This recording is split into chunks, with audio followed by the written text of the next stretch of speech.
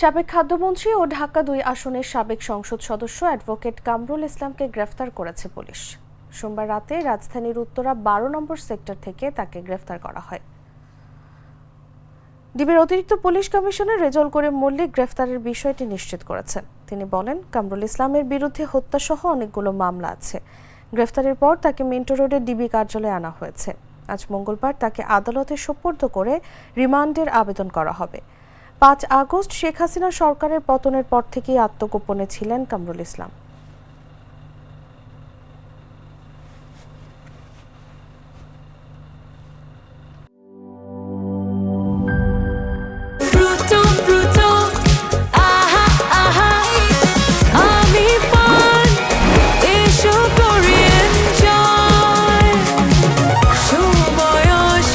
প্রাণ ফ্রুটো, সময় অসময় ফ্রুটোময়।